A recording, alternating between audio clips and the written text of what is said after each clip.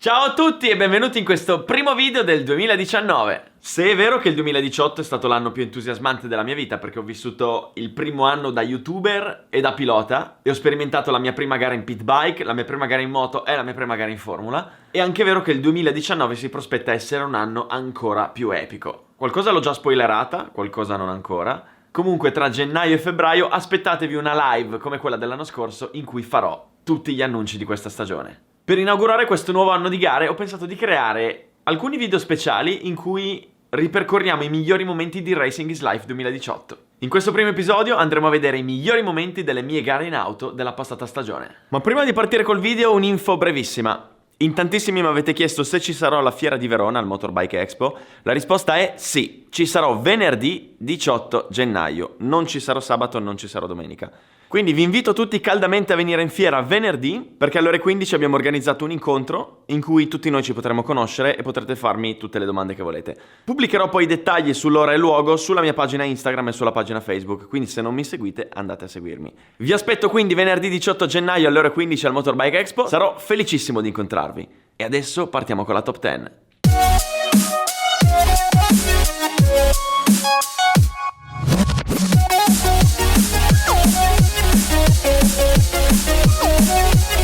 Alla posizione numero 10 troviamo la mia prima gara in Formula a Cremona. Correvo a bordo di Predator PC015, siamo in gara 1, penultimo giro, sono settimo. Sono affiancato alla vettura numero 24 e decido di provare un sorpasso alla prima curva.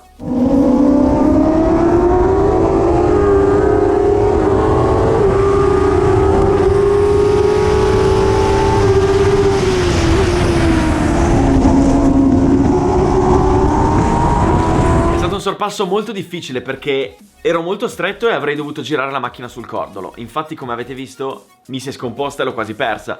Purtroppo poi alla curva successiva non ho chiuso la porta e mi ha ripassato.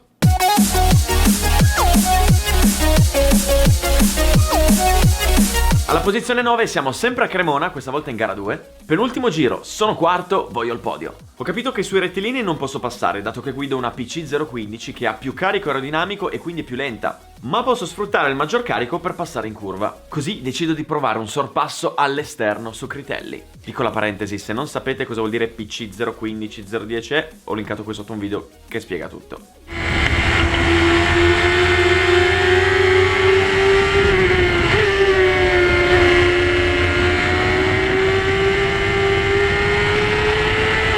Mamma mia, quanto ho goduto a passare all'esterno! Ora, questo sorpasso ha funzionato per vari motivi. 1. Critelli si stava giocando il campionato delle PC10, quindi sorpassandolo non gli avrei tolto punti, quindi non aveva senso rischiare per lui. 2. Stavamo entrando in un curvone veloce, quindi per me che ho più carico aerodinamico ha più senso la traiettoria esterna perché posso far correre la macchina e farla più forte. 3. Se lui avesse forzato la staccata avrebbe avuto una vettura instabile e avrebbe rischiato di andare in sovrasterzo perdendo velocità. Perdendo velocità in quel punto sarebbe uscito lentissimo e alla curva dopo l'avversario l'avrebbe passato. Quindi ecco perché ha funzionato.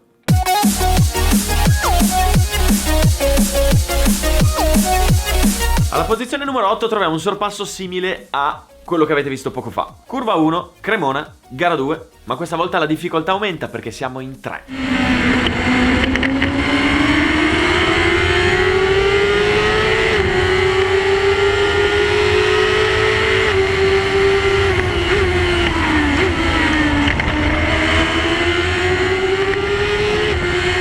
Ne ho passato solo uno dei due, però che goduria.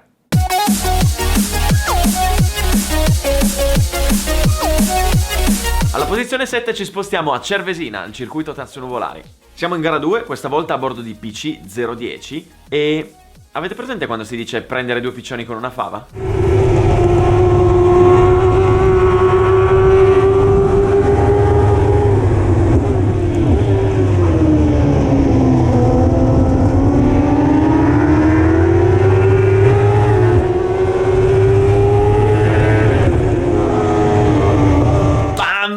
Due in un colpo solo. E la strategia dietro questo sorpasso è stata la seguente. Davanti a me ho visto 3 macchine, tutte col coltello tra i denti. Una di queste è Palumieri, auto gialla, pilota noto per il fatto che non ci pensa 2 volte a infilarsi. L'altro è Panizzi, che al giro precedente in quella curva lì mi aveva infilato a velocità supersonica. Quindi so che là davanti la situazione è calda e so che forzeranno tutti la staccata e probabilmente andranno lunghi. Così mi metto all'interno per creare confusione, ma anziché tirare la staccata anticipo la frenata, in modo da girare stretto ed essere avvantaggiato nel caso loro andassero lunghi. Infatti vanno lunghi e li passo.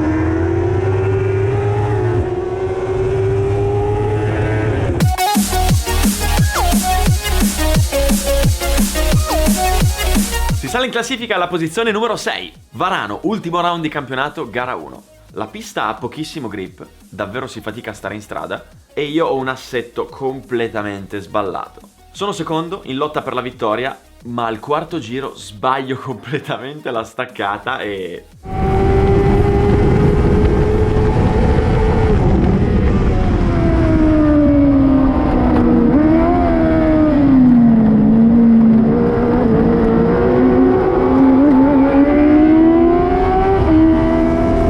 Che numero! Ora, forse ho esagerato un po' coi freni e ho bloccato la ruota sinistra. Quindi cosa succede? Che quando blocchi la ruota sinistra, la sinistra non frena, la destra frena e vedete? Come quando col bob sulla neve tiri solo il freno destro, la macchina se ne va a destra. E sono finito con le ruote esterne sull'erba e a questo punto, nonostante girassi il volante, non avevo più direzionalità, perché le ruote esterne scivolavano sull'erba. A quel punto non ho altra scelta che farmi un picnic nel prato. Una volta nel prato devo prendere una decisione. O vado dritto e rientro in pista dopo la S veloce, o rientro subito a sinistra. Decido di girare a sinistra per due motivi. Dritto davanti a me vedo che c'è una striscia d'asfalto, quindi ho paura che tra l'erba e l'asfalto ci sia un dislivello con cui rischio di spaccare tutto. Inoltre so che qua l'erba è piatta, ma laggiù in fondo non so come sia. Se ci sono delle buche o dei dossi, spacco tutto. Il problema è che nel girare a sinistra naturalmente la macchina si intraversa e mi faccio 50 metri sull'erba col volante totalmente a pacco, tutto di traversa. Bellissimo.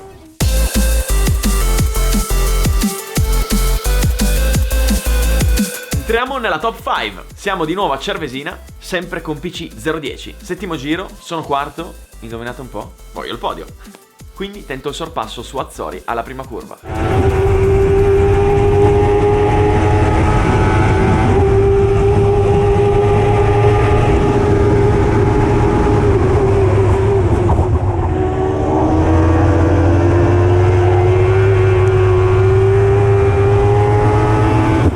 Non chiedetemi come ho fatto a tenerla perché non lo so.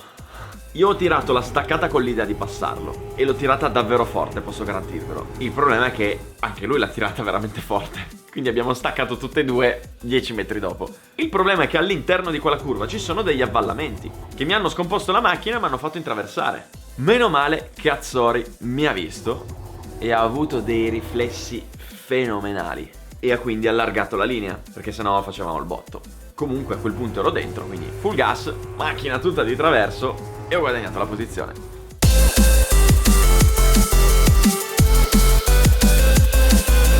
Posizione numero 4. Torniamo a Cremona sulla PC015. Sono secondo. Davanti a me ho 1 chilometro di rettilineo con una macchina più carica e quindi più lenta e dietro di me ho 4 auto intenzionate a passarmi. E in fondo al dritto naturalmente succede il disastro.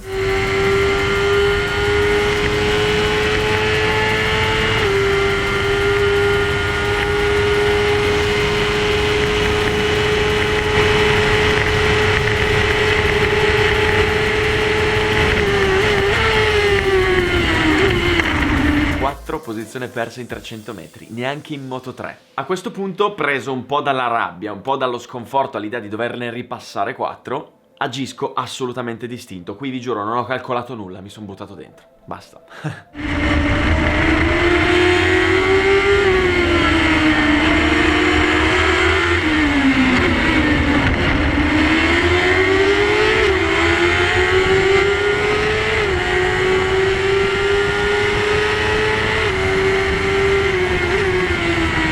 Mamma mia, passati 2 in un colpo solo di traverso sul cordolo, una bomba. Mi ha sicuramente aiutato anche il fatto che là davanti abbiano tirato tutti la staccata della vita, siano arrivati tutti lunghi e quindi dentro mi hanno lasciato un portone.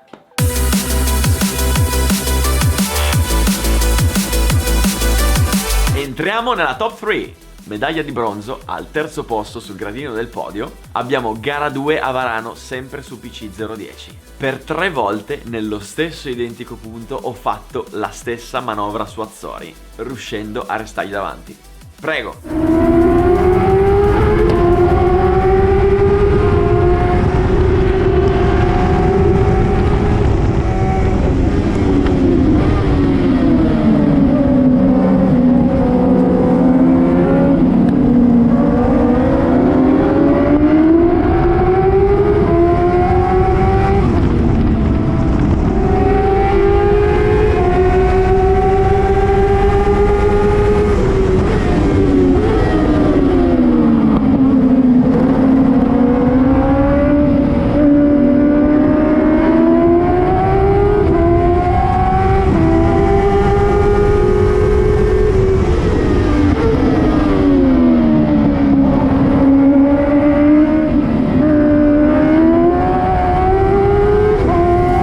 Stati 3 momenti bellissimi perché ci siamo fatti tutte le 2 curve ruota contro ruota affiancati e ci siamo anche toccati, e in tutte le situazioni l'ho passato all'esterno. Ma perché ha funzionato? Perché era appena caduto un leggero strato di pioggia che aveva inumidito la pista. Ora, quando piove succede il contrario che sull'asciutto. Vi spiego. Le macchine, così come le moto, quando girano lasciano uno strato di gomma sull'asfalto. Infatti, se guardate, la traiettoria in cui passano è più scura. Questo strato di gomma aumenta il grip, quindi se passi sulla parte gommata la macchina tiene di più. Quando piove però, l'acqua si deposita su questo strato di gomma e la rende scivolosa. Quindi, quando è umido o bagnato, paradossalmente conviene fare la traiettoria sbagliata, perché la traiettoria dove non c'è gomma e quindi l'asfalto tiene di più. Quindi la traiettoria esterna che avevo preso io aveva molto più grip e mi consentiva di uscire molto più forte.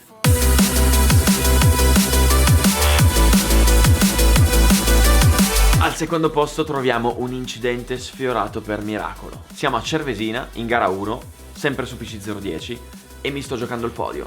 Il pilota davanti a me si gira e lo evito per miracolo.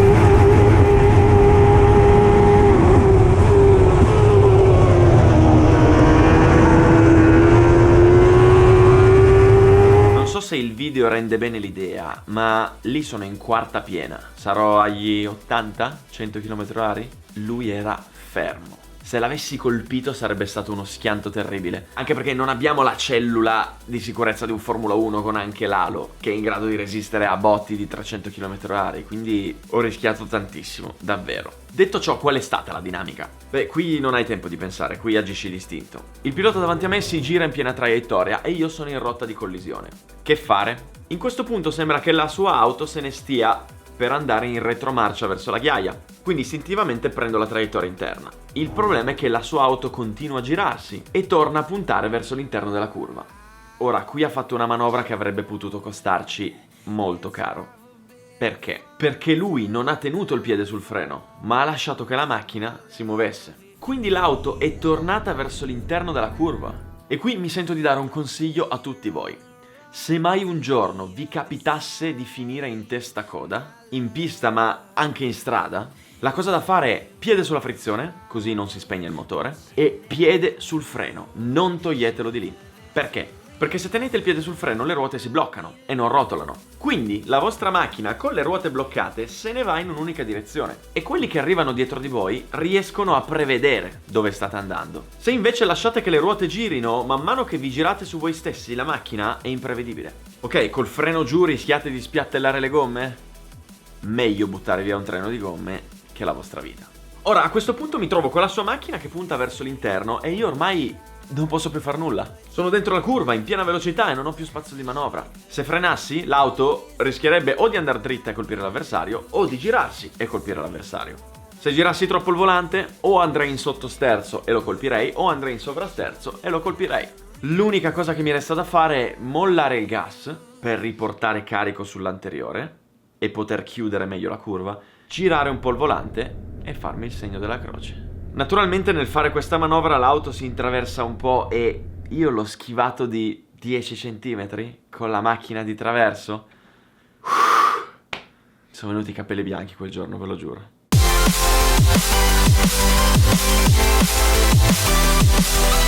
E arriviamo ora al best of the best, la manovra che mi è valsa il mio primo podio. Siamo a Cremona, in gara 2, di nuovo sul PC 015, penultimo giro. Sono in seconda posizione sul mega rettilineo e ormai ho imparato che le PC 010 più veloci mi raggiungeranno. Quindi devo a tutti i costi difendere la posizione e dovrò fare la manovra della vita in fondo al rettilineo.